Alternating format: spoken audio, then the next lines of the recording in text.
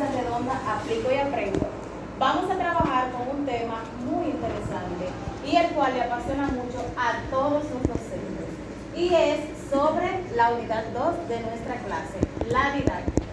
En este día vamos a contar con los temas como la didáctica y sus tipos, componentes de la didáctica, aplicación práctica de la didáctica, evaluación y estrategias. Pero es bueno saber y destacar que contamos con un panel de expertos en el día de hoy, como Mirta Ruiz, Janet Rodríguez, Paola Santiago, Lorena Lora, Daniel Díaz y Ramón Sánchez. Vamos a comenzar. Tú y yo vamos a hacer que Bien, señores, como ustedes saben, siempre nos reunimos para tratar temas que son de interés para los docentes. No sé si ustedes vieron la noticia la semana pasada, el lunes. ¿Ustedes lo vieron? Claro. El segmento de farándula. Interesantísimo. Señores, eso demuestra la palestra pública. Porque esa Profesora, iba... con niñas de 14 años. Mira, niño. ¿Pasó eso de verdad en Estados Unidos? ¿Farándula? Porque esa diva está arrasando por todos los lados. Donde quiera que llega, da de qué hablar. Y por eso es que nosotros como docentes tenemos que estar actualizados y saber las cosas muy importantes sobre ella. Por eso yo quisiera que esta mañana podamos conversar sobre el tema de la didáctica. Pero una pregunta, ¿y dónde está Mirta? No la veo. Sí, tenemos que saber de Mirta para poder empezar. No la veo por ahí. Hola, ¿me estaban esperando? ¿Cómo estaban? Por aquí. Me siento de que están hablando con tanta línea, organizados. ¿Viste el programa de farándula la semana pasada? El noticiero Pero ¿cuál de todos? el segmento de farándula que habló de la didáctica. Ah, pero que tú me enviaste que hablaba sobre didáctica. Sí. Pues claro, sí lo vi, aunque no lo pude ver completo por alguna razón, pero sí me percaté de algo sumamente interesante. De eso estaba hablando antes de llegar. Ah, bueno, pues vamos a compartir lo que vimos ahí. Sería sumamente interesante, yo creo que nos puede servir a nosotros en lo adelante. Me gustó mucho esa parte artística, donde nos decían a los docentes que estuvimos ahí en ese panel, nos hablaban un poco sobre el arte de la didáctica. Eso que nos han metido de que la didáctica es una disciplina pedagógica. Bueno, si estamos en las aulas sabemos que es así, porque ese arte es el que nosotros presentamos a la hora de enseñar. ¿Y cómo? Bueno, en mi punto de vista, aplicando esos métodos, esas herramientas que nos ponen ahí, para que nosotros elijamos cuál es la que nos conviene, cuál es la que mejor resultado nos da y por eso enseñanza-aprendizaje, porque ese es nuestro principal objetivo, que los estudiantes aprendan. También después de eso me dio un poquito de curiosidad y estuve leyendo algo sobre la historia, de dónde viene la didáctica. Bueno, es un término griego que significa enseñar, y estuve leyendo sobre Juan Comenius, que fue uno de los primeros expertos en hablar de este tema. Incluso vi por ahí que publicó una obra llamada Didáctica Mágica. Y esa obra sería bueno nosotros leerla si realmente nos gusta esto, de las clases y todas esas cosas, porque nos habla de todas esas herramientas y métodos que dan resultados. Pero es que ahora la didáctica, no, eso tiene muchísimos años que empezó. Eso es del siglo XVII, que ninguno de nosotros sabía que iba a existir para ese entonces. Pero desde allá él empezó a ver y a aplicar. Por ejemplo, él dijo algo sumamente interesante y le llamó a ese método todo para todos, porque él entendía que la educación debe llegar a todos los lugares, sin importar raza, sin importar color, sin importar estado. Pero también en ese mismo trayecto, él dio algunas pautas y cómo el docente debe lograr que el estudiante aprenda. Bueno, pues a través de la organización, si llegamos a la clase con una clase preparada, pues obviamente vamos a tener un buen resultado. También él en ese entonces entendía que se debían utilizar los sentidos como una herramienta en el aula para sacarle provecho, porque escuché hace un rato con otros expositores que decían que cada estudiante tiene una forma de aprender. Entonces aquí nosotros vamos a ir viendo todos esos métodos que planteó Comenius que hoy lo utilizamos, porque nosotros hemos entendido que hay una diferencia que marcó la didáctica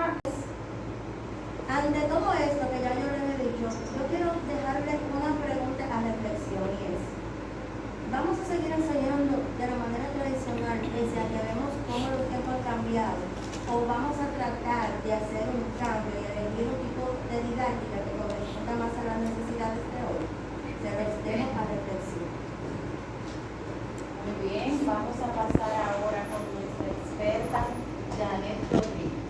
Bien, en ese mismo orden existen unos componentes esenciales de la didáctica que son elementos que conforman el proceso de enseñanza-aprendizaje. Estos componentes son el maestro, que es el guía, el que funge como facilitador, como mediador entre lo que es el aprendizaje y el alumno. Está también el alumno, que es el protagonista de este proceso. Se conoce como protagonista porque en base al estudiante que se planifica, que se buscan estrategias, que se crean instrumentos de evaluación con el fin de que el estudiante aprenda. Están también los objetivos, que son metas claras que se plantea el docente, qué quiere enseñar el alumno. Por ejemplo, si yo voy a dar un contenido de las reacciones químicas, tengo que plasmar ese objetivo en mi planificación, es decir, con el día de hoy, ¿qué deben aprender los estudiantes? Identificar o conocer qué son las reacciones químicas. Ese objetivo debe estar claro y plasmado en la planificación, y también antes de empezar la clase debo de informarle al estudiante cuál es el objetivo de esa clase, para que el estudiante esté consciente. Están también los contenidos. Los contenidos son mediadores y se dividen a su vez en contenidos conceptuales, procedimentales y actitudinales. El estudiante debe de manejar conceptos claros de diversos temas. Los procedimentales debe tener habilidades, y actitudinales debe tener unas actitudes frente a diferentes situaciones. En lo conceptual, bueno, ¿qué hace el estudiante? Produce textos, por ejemplo, de manera oral y escrita. En los procedimentales, lleva una estructura o explica la forma en que resolvió determinado problema. Y en las actitudes, bueno, pues presenta una actitud colaborativa, y así sucesivamente. También están los métodos. Los métodos son la forma en cómo el maestro va a enseñar.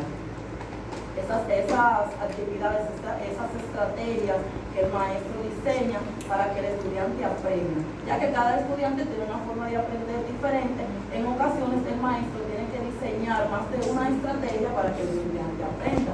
También está la evaluación, que la evaluación es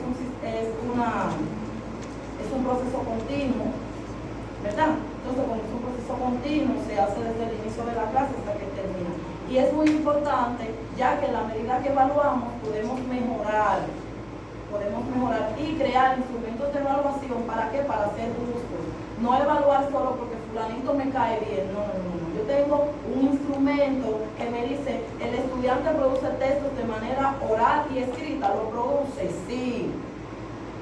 El estudiante tiene una actitud responsable, orden y limpieza en sus soluciones, sí. Entonces, en base a esa rúbrica, yo doy una calificación justa, tanto para el estudiante y también me sirve a mí como evidencia. Si un padre, cualquier persona viene y me dice, no, porque mi hijo tiene tal o cual nota, vamos aquí a la prueba y al instrumento, y ahí uno le puede explicar en qué su hijo falló o porque su hijo tiene esa nota tan buena. Bueno, eso fue todo lo que hizo. Cumplió con todo lo necesario. Y también está el contexto, que es sumamente importante, sobre todo para nosotros los docentes a la hora de planificar. Cuando vamos a planificar tenemos que tomar en cuenta el contexto. No podemos poner cosas en la planificación que estén fuera del alcance de los niños y de nosotros como docentes. Por ejemplo, en la mayoría de los centros contamos con tecnología, pero hay otros que quizás no. Entonces, si usted no cuenta con elementos tecnológicos, no ponga en la planificación utilizando la PDI o las tablets. Si en el centro no hay tablets, no ponga actividades que conlleven cosas que el centro no tiene, porque eso lo va a limitar. Entonces, es importante que tomen en cuenta estos elementos para el desarrollo. Lo va a incluir de cómo anduvo ese proceso. Bien, pues la evaluación es un proceso sistemático, reflexivo y continuo, ¿verdad? El cual analiza el aprendizaje de los estudiantes, la eficacia también de la enseñanza y la pertinencia de los contenidos. El objetivo de la evaluación no es simplemente calificar. No, el objetivo de la evaluación es más bien mejorar el proceso educativo, ¿verdad? De manera que si hay alguna una posición de mejora, de arreglo, pues entonces eso es lo que se quiere. También podemos hablar de los componentes de la evaluación, ¿verdad? El cuerpo de la evaluación, en ellos podemos mencionar lo que son los objetivos, es decir, eso responde a qué se quiere evaluar. En este caso podemos evaluar los conocimientos, habilidades, técnicas, destrezas, o más bien competencias, ¿verdad? Podemos también mencionar los criterios de la evaluación que responden a la cuantificación de los logros del objetivo, en qué medida logró el objetivo, ¿verdad? También podemos continuar hablando sobre lo que es también los instrumentos de la evaluación, que son muy esenciales para nosotros poder evaluar de manera justa, eficaz, de que ellos podemos utilizar las pruebas, ya sean pruebas orales, escritas, podemos utilizar las públicas, escritas de sistemas, entre otros. También podemos mencionar entre ellos los agentes de la evaluación, una evaluación donde no existe o donde no hay agentes, pues entonces no sería como tal. Ellos son, primero, el docente, es quien realiza la heteroevaluación, uno de los principales personajes en la evaluación. También tenemos el alumno que responde a la autoevaluación, es el alumno quien se autoevalúa.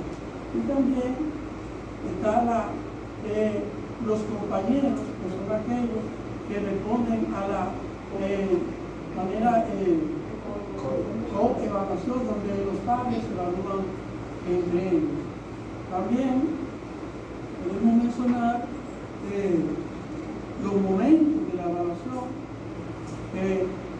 Yo creo que es una de las partes esenciales de los momentos de la evaluación, ¿verdad?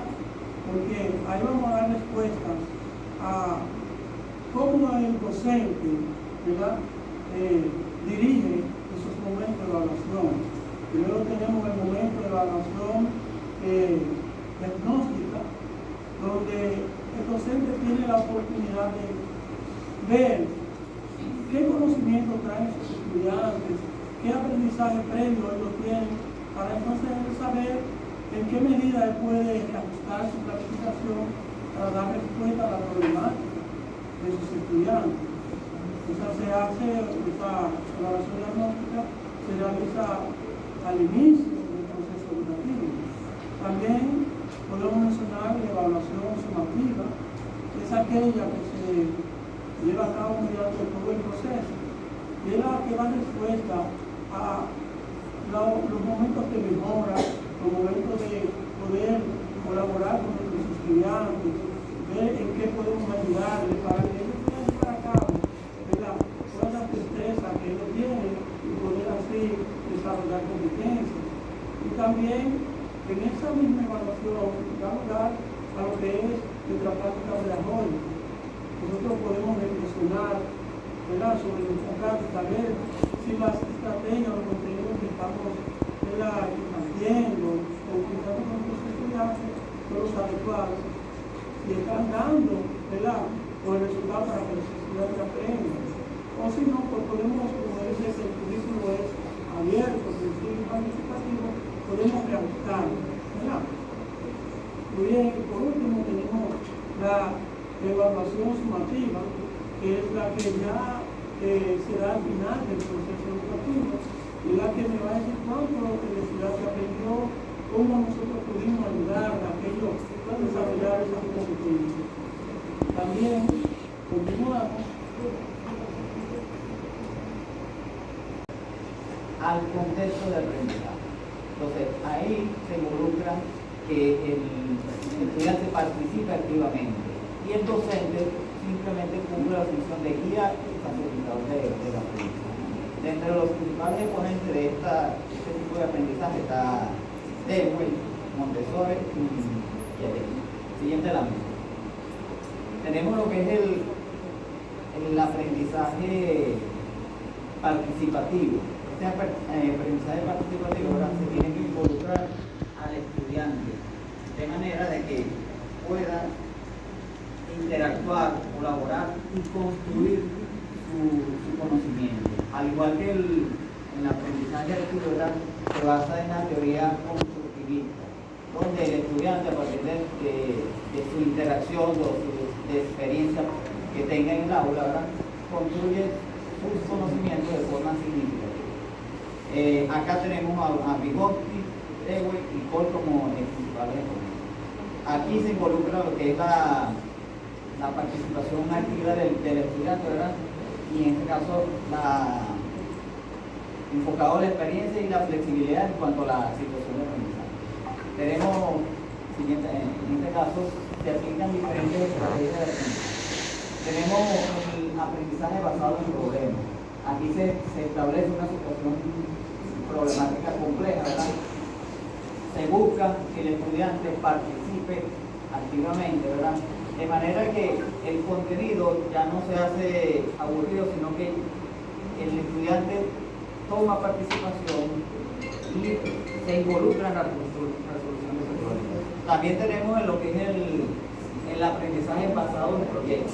Este tipo de aprendizaje es muy dinámico y el estudiante actual, ¿verdad?, se familiariza mucho y le gusta participar activamente porque no solamente se queda con la teoría, sino que lo lleva a un contexto de la realidad o la resolución de un problema, ¿verdad?, y donde él fija ese conocimiento de forma significativa a partir de su conocimiento y su experiencia vivida durante la organización de proyectos.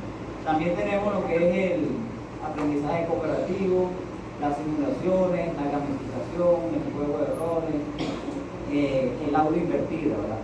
Todas esas estrategias, ¿verdad?, son indispensables en el contexto de aprendizaje actual, porque el estudiante ya no se queda solamente con copiar en el cuaderno, ya no se queda con memorizar un contenido, sino que quiere participar activamente. Y si incorporamos las tecnologías de la información y la comunicación, esa experiencia va a ser mucho más enriquecedora que simplemente quedarnos con los métodos tradicionales de enseñanza-aprendizaje. Excelente. Siguiente. Para finalizar, tenemos el aprendizaje significativo. Este tipo de aprendizaje, ¿verdad?, se basa en que el estudiante tiene una estructura cognitiva previa y aquí en este caso, ¿verdad?, el estudiante lo relaciona con la información nueva. O sea, ahí hay una conexión que muchas veces es significativa para el estudiante y entonces se genera un conocimiento que va a ser más ampliado, más significativo para el estudiante. Entre las estrategias que tenemos, ¿verdad?, la siguiente la nota. Aquí en este caso tenemos los organizadores previos, tenemos los mapas conceptuales, la exploración de saberes, la metacognición, siguiente lámina, por favor. Y tenemos lo que es el aprendizaje situado comparativo, cooperativo, la aula invertida, la gamificación, la realidad virtual y la simulación. Esta es mi participación y lo dejo con mi siguiente. Muy bien, entonces en este momento, para cerrar, tenemos una pequeña reflexión, ¿verdad? Una actividad a modo de reflexión que le vamos a dejar. Varios de los compañeros tienen, ¿verdad?, un tipo de didáctica o un tipo de enfoque que nos hubiese gustado nos expresaran si creen que les ha funcionado en el aula o si les podría funcionar. Entonces, por lo menos dos de ustedes para poder cerrar con un enfoque crítico y reflexivo esta parte. Dígame, Fania, el enfoque que le tocó, por favor. Diga si le funciona o no en el aula. Me tocó el enfoque tradicional. Ustedes saben que estamos en unos tiempos vanguardistas donde los estudiantes hoy en día están muy atenuados a lo que es la tecnología. De hecho, en el siglo XXI esos muchachos nacen siendo tecnológicos